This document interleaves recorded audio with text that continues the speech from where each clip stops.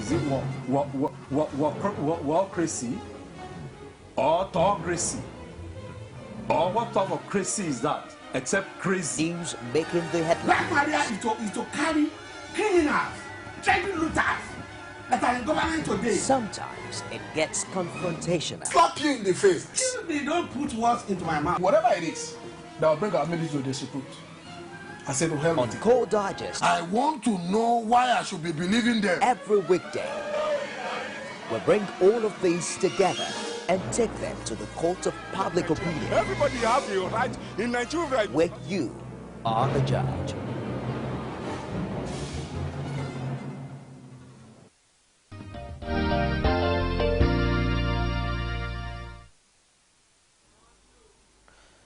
Welcome back. If you just joined us, it's Core Digest exclusive to Core TV News. Let me quickly take you through top stories making headline and some of the dailies on the nation this morning. Nigerians among 717 Saudi stampede victims. The rider here, Pilgrims Welfare Board chair dead. Find details on the front page. It also continues on page 6. The front page picture features some of the gory pictures. My abduction ordeal by Olufalaye. I slept on the floor for 3 days. Not a good birthday on the 77th year. That details you'll find on page 7 if you care to check. Judge refuses to quit EFCC's case. Agencies fear unfounded. Fitch ratings. Banks need liquidity injection. Rompos as Saraki others pray in Ilorin. Police arrest 8. Senate President, I wasn't attacked. That's on page 6. We just saw it. We saw details earlier from my opening remarks. On the Punch newspaper this morning, mob pelt Saraki, others with stones at Eid prayer. That's on page 2. Jonathan acted like Jesus by conceding defeat. Guess who said that? It's Ekiti State Governor. Find out details on page 19. Gunman killed 13 in Rivers community. That's on page 7. Couple murdered while sleeping in Enugu. On page 4. And of course, scenes of the Mecca tragedy also features on the front page of the Punch. I slept on bare floor for 4 days. Falai, HID's not a 4-year-old sibling, weeps over her death. That's on page 3. Tragedy, and it looks as if there's long life running through the Awolowo dynasty. I mean, the woman died at 99 and there's a sibling at 94. Amazing, isn't it? Tragedy in Mecca. 717 people died in Hajj stampede. That's on page 12. Let's check out details on the front page of the Vanguard this morning. Eid-El-Kabir tragedy. 717 killed, 863 injured in Hajj stampede. Vanguard correspondent reports Nigerians among dead. World Council of Churches mourns loss. Check out details on the front page. Hoodlums disrupt Eid prayers in Ilorin. That's on page 4 of the Vanguard. A further point of call is The Guardian this morning. Nigerians among 717 killed in Hajj stampede. Panel blames some pilgrims with African nationalities. That's on page 2. And that is Chief Olufalaye featuring on the front page picture, alighting from a car with Inspector General Police Solomon Ehige after the elder statesman rescue in Akure. It's really amazing how the police swung into action after the instruction from Mr. President. Candidly, I hope that security agencies can swing into every kidnap action, as it were. Or perhaps Mr. President should be more personally involved into all the kidnap stories. Now let's turn our attention to why we're here today. Of course, it's Eid-El-Kabir celebration, the reason for the season, and lots of lessons to be learned. One most important will be the kind of leadership ability displayed by Prophet Ibrahim way back in time, and we're looking for how to bring all of that to bear right here on the present political situation in Nigeria. I'm joined by media practitioner OMOBOLANLE DABIRI. Thank you very much for finding time to come. Thank you for having me here. Thank you. Good morning. Good morning to you. Yeah. How's the Eid celebration Beautiful. at your side? There are lots of complaints that there's not so much money in the system. Government isn't paying salaries. Can you feel it? Oh, well, I cannot feel it because I work to earn my pay. And I get it as I told you. But what advice would you give to such Nigerians? We saw an ugly incident in Ilorin where people actually revolted against the Senate President because of unpaid salaries? Yeah, that issue has been long overdue for the people of Kwara State. Personally, I think they've been in slavery for a long time. When you serve a father and you go ahead, right ahead, to continue serving the son. Just one person controlling a whole state. And we're talking about a state that is quite big, with a large population. But nothing gets done if he is not around. If he doesn't append his signature to the paper, nothing moves on, even in their secretariat. It's been long overdue. Are you in any way suggesting that, for crying out loud, there's a governor in that state? How come the Senate President has... We have governors and we have governors. You can have a de facto governor. You can have a stooge. We all understand what it means. This is Nigeria. Well, Nigeria in the past.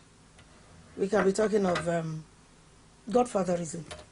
But every day now, Nigerians are waking up to their rights.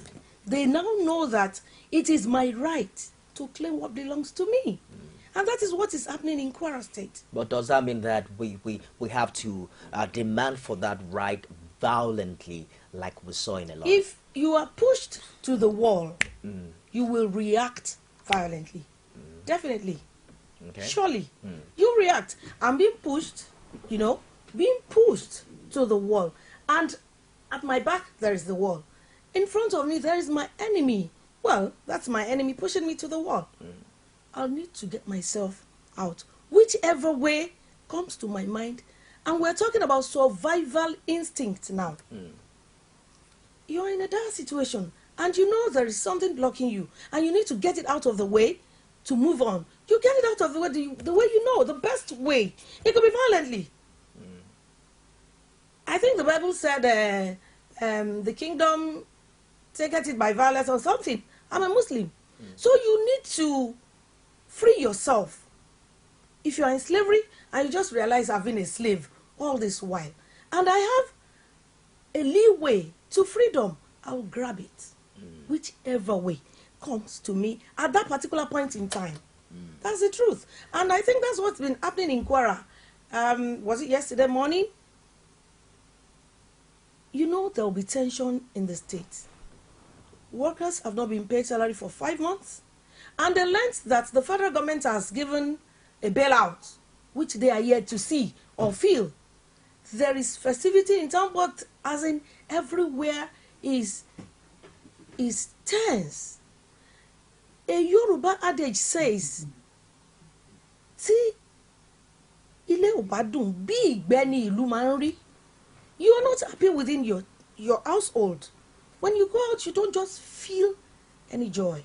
Because you have that thought inside of you that I am incapable of doing anything. A married man, a family man, who can't even afford to buy, say, 1,000 naira chicken for the family to, to celebrate the festivities, there will be tension. Is it worth celebrating after all? Do we have what do you expect Nigerians to do, especially for many of them who find themselves in this angry, situation? Is this festival, if I can put it that way, worthy of celebration? It is worthy of celebration. The festival has its own meaning, and it has its own set time, which is now. Okay. We don't change it. But the people of Kwara State felt they had an opportunity in the festive period, because otherwise they might not be able to have any access to the ESP. Okay. So they just grabbed the opportunity that came their way. That is the truth. How does it work now? For instance, I understand the least you can get a ram is 25,000 naira. If you can't afford it, does it in any way hinder your service to God? No, it does not. It's killing of ram denotes what actually transpired decades ago. I see. You understand? Between Prophet Ibrahim and the Almighty Allah. So you can afford, if you cannot afford to buy a ram, you can buy a fowl, buy a goat, buy whatever. In fact, you can cook fish. What matters in Islam is this. We believe our intention goes before the action. Okay. You have the intention of obeying Almighty God. Whatever you now use to, to transform it into action is accepted. I see. Yes. Let's bring all of this home now and begin to talk of the action and the steps taken by Prophet Ibrahim, and the relevance at this particular time. Of course, one character that comes out is sacrifice, and then you begin to wonder if we still have that trait, amongst the leadership in Nigeria today. Do we have I think in my own personal estimation that God is now smiling on us. Somehow, we are going to see a positive Nigeria soon enough. And let us keep hoping and praying it comes to pass. The case of Prophet Ibrahim is a matter of you are in dire need of something and you keep praying to God. And he has this implicit faith in God that I'll keep praying and I know you'll answer me. Even in his old age, he needed a child, he kept praying. And then because of the fervency, the need that's in him to have a child from God at all cost, he promised in a moment of forgetfulness that just give me a child and I will sacrifice him to you. For Almighty God to test his faith, Almighty God acceded to his request and gave him a son and reminded him, remember, you promised to sacrifice this child to me if I give him to you. Because there was steadfastness, because there was implicit faith then, because our prophets were real prophets that had true calling, Ibrahim didn't even bother to turn it upside down. He just felt, yes, you have given me the son, I will sacrifice him to you. And God looked at him and said, if I can have this kind of faithful servant, wow. He is still God and is on a throne. At the moment that Ibrahim would have slaughtered his son, Angel Gabriel just came and said, look to your right hand side. You will see a ram there. Sacrifice him in place of that your son. At least you have shown to God that I am obeying you implicitly. In Surah Al-Baqarah, verse 124, the Quran says, remember when his Lord tried Abraham by a number of commands, which he fulfilled. God said to him, I will make you a leader amongst men, which is coming to pass. Because there is no one who will celebrate this Eid-El-Kabir without making a reference to Prophet Ibrahim, alayhi salatu wasalam. Now coming back to us,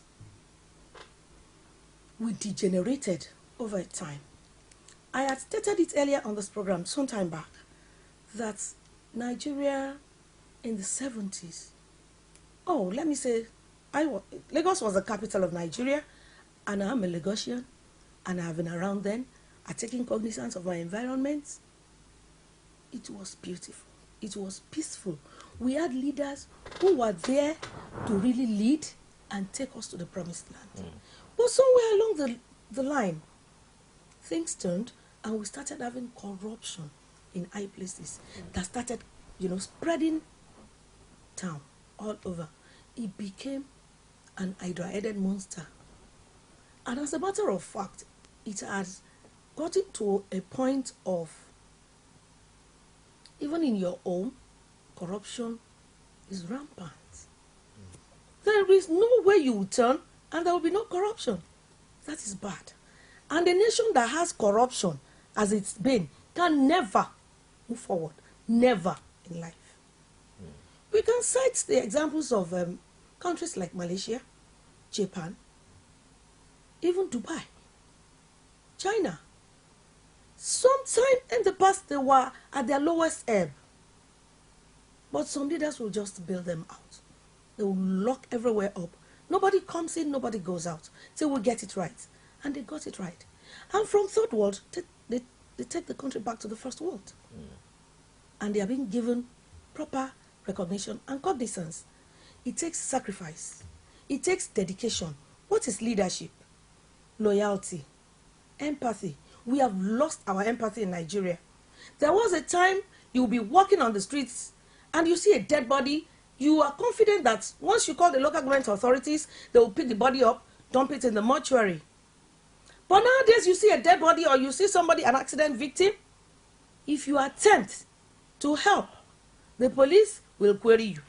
The hospital will reject the victim until he dies. It appears the IGP has worked things out now, asking that hospitals should go ahead and treat accident victims without asking for. Amen to that. Amen to that. But what I'm still saying is, everything is tied to a good and right leadership. But how does it work for us in this part of the world? You talk about sacrifice being a required trait for leaders. Is it imbibed? For instance, we've already gone through an election period. We've already decided, and then we're hearing quite a number of attempts by this administration to fight corruption. Yeah. Would you call that, all of these evolving issues, a right step in the right direction, considering the processes and the procedures involved? Oh, yes. It's a right step in the right direction. You know, he who must come to equity must do so with clean hands and a clear conscience.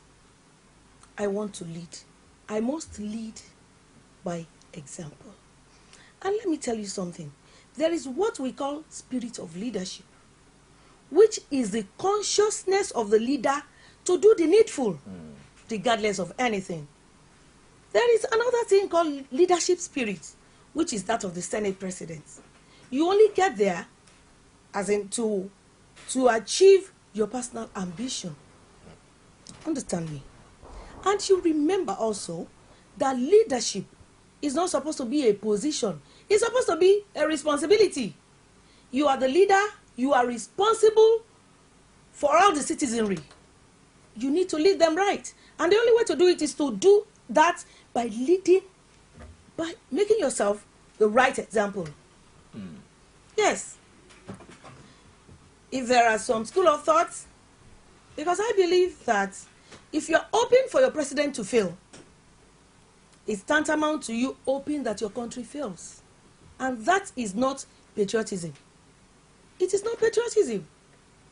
Patriotism is you supporting your commander-in-chief, even if you disagree on some things or some ideals or ideas.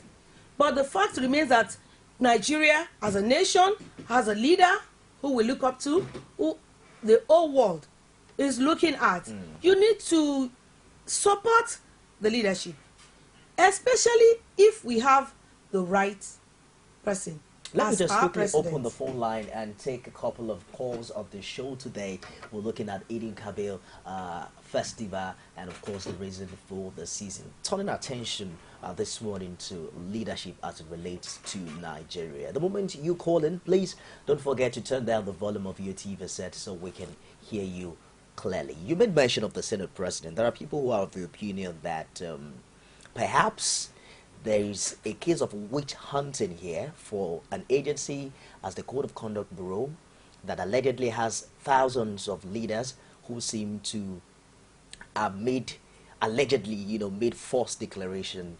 What were the processes involved in picking out the number 3 citizen of the country, bearing in mind the rift that exists between him and his political party? And that also questions the integrity of the process. What are your thoughts along that line? I seem to be on the side of the leadership, the present leadership that we have now. Okay. I seem to be on their part. I'm supporting them. Reason being that we're talking about the Senate President, Bukola Saraki, here, who has been a governor for 8 years, who has been in a particular political party before, decamping to this one and getting this position, whichever way he did that. I do not see it as a case of witch hunting. When he had other cases during Jonathan, the previous administration, and he had some issues with them, was he being witch hunted? At least they were in the same ruling party. If the authorities can beam their light on the president, the vice president, who is the number 3 citizen, is the Senate president, and they also need to beam their searchlight on him. If he has some skeleton in his cupboard, let it be known. Let him be taken to task. It's very important. There is no sacred cow. I have said it earlier. He who must come to equity must come with clean hands and a clear conscience. He wants to be a leader. He wants to be relevant. And he has some shortcomings.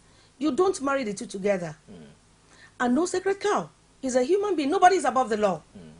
There was this issue of he could not be docked, he would not be present, but he was eventually docked. Let's begin to look at the sacrifice required for the followership. The lessons from Eid-El-Kabir for every single Nigerian at this particular time. I'll still come back to leadership. Each letter of leadership stands for something. Okay. The L stands for loyalty. The E stands for empathy. The A next stands for articulation. It's very, very important. The D means discipline. We're talking about a whole lot of things here. Expertise. Responsibility. In fact, resilience is part of it. Sincerity. Coming with clean hands and a clear conscience. Very, very important. Humility. We need it. Integrity. We need it. And the passion to take this country to where it is supposed to be as the giant of Africa. How many leaders can boast of having all these qualities? I don't think there are many. You're talking about the lessons we're to learn from the Eid-El-Kabir. How many of them reflect on it? How many of them are true to their callings? Let me ask myself, you search yourself, how many of us are coming with clean hands? I'm not limiting it to the leadership or those, that are currently there. It extends everywhere. To the family levels, yes, schools, community, the grassroots, the mega cities, everywhere. You can have a leader who will want to work and he has access to the tools to work with, and he hits the ground running, does his work. Along the line, he makes money. The citizenry might not even look at his making the money because they are seeing the developments. That's right. Which is very, very important. But in a situation where you have a leader who is just there to accrue wealth and keep accruing wealth, whichever way, at a point in time, you get fed up and you react violently. There are people who are of the opinion that every nation has the kind of leadership it deserves. The quality of leadership we see now, does it in any way also reflect or show us how we've gone so low, in our communal values? Oh my God. We degenerated to the lowest ebb, as in the lowest ebb. And we needed salvaging. And God has deemed it fit to give us somebody who has the passion, who is in his fervency, keeps saying, God, I want to do this. Make a way for me. And he actually has made the way. All we need to do now is support him. That's right. To get us to the, to the proper and right way, and to the position we are deserving as an African country that is quite well known. We have to go now. I'm afraid we might not be able to take any call. I can't find network on this phone. We're hoping that telecom provider can also make sacrifice with the spirit of Eid-El-Kabir and make things better. But thank God you're a woman. What is the role of a woman as permitted within Islamic rights in nation building? We are nation builders. We are home builders. From the Islamic perspective, the woman builds the home, right from having your husband, counseling him, advising him, and praying along with him. Then when the children starts coming, you train them and put their feet on the right path. You know, train a child in the way of God, and you have trained a whole nation. That is the truth. It is the products that comes out of the homes that are all over. It depends on what you have inculcated in your child, your protege. You are a guardian, you are a parent. You lead by example. It still boils down to leading by example. If I wake up in the morning and observe my Subi prayer, of course my child must follow suit. If I wake up in the morning and pick my phone to chat, my son or my daughter will also copy what I have done. To what extent can a woman be established in her career within, the provisions of Islam? It doesn't have a limit. You can be established as far as you can go. Islam has not said you should be pegged to a particular point. Once you are a trailblazer and the positive radiation that comes from you is effective, you can go as far as How do you manage that with the responsibility you talk about back at home? That is why we are women. You men are just there. We are the leaders. We are the nation builders. It is what we put into you that you spill out when you go out. We make the man. The woman makes the man. That's why you pray to have the right partner at any point in time. Yeah, once you have the right woman who has the right qualities and has the integrity and the fear of God, I think you have everything. I'm sure we'll have time to discuss more of this later. I've been speaking with OMOBOLANLE DABIRI. He's a leader with NASFAT and, of course, a media practitioner. Thank you very much for finding time to come. You're welcome. And happy Eid-El-Kabir celebration. We'll hope that you come with a ram soon, right? And I'm expecting my ram yet. All right, that wraps it on the show today. We'll be back tomorrow with another exciting edition. I am Nifemi Oguntoye. Thanks for being there.